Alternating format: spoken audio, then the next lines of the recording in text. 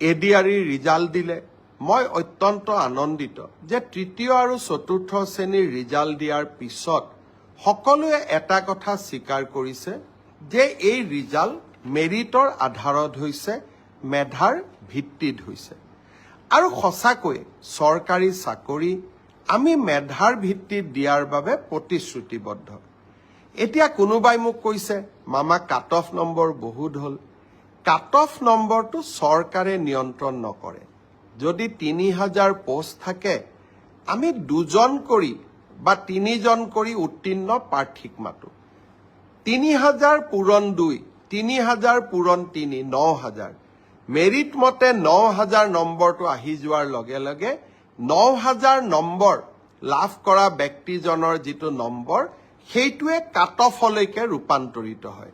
Cut off কোনেও বনাই নিদিয়ে। কাট অফ ছাত্ৰ ছাত্ৰীসকলৰ পৰীক্ষাৰ ফলাফলে নিৰ্ণয় কৰে। কোনোবাই যদি ভাবে যে কাট অফ বেছি হৈছে তাৰ মানে ইয়াকে বুজাব পাৰি যে সঁচাকৈয়ে এইবাৰ পৰীক্ষাৰ ফলাফল যোৱাবাৰতকৈ ভাল হৈছে। অসম পুলিচৰো দ্বিতীয় কাট অফ নোলায়, কিন্তু বছৰটোৰ শেষৰ ফালে আমি আকৌ নতুন অসম পুলিচত খালী হৈ থকা পোষ্টসমূহ আমি এডভাৰটাইজ কৰিম। কোনোবাই যদি পোৱা নাই হতাশ হ'ব নালাগে, দৌৰৰ প্ৰেক্টিচ অব্যাহত ৰাখিব লাগে। এডিআৰি পৰীক্ষাৰ প্ৰসংগতে মই উল্লেখ কৰিব খুজিছোঁ যে এডিআৰিৰ চতুৰ্থ বৰ্গৰ পৰীক্ষাৰ বাবে এতিয়া এটা অৰেল টেষ্ট হ'ব। এই অৰেল টেষ্ট আমি জুন মাহত অনুষ্ঠিত কৰিম।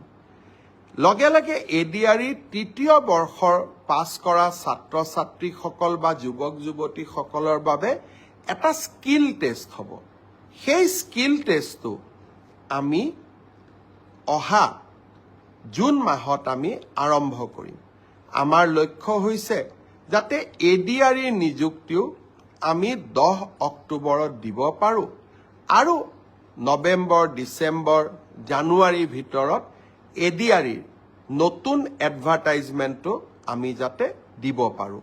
অৰ্থাৎ আমি আমাৰ যুৱক যুৱতীসকলৰ মাজত আশাৰ বন্তি গছি আমি জ্বলাই ৰাখিব খুজিছোঁ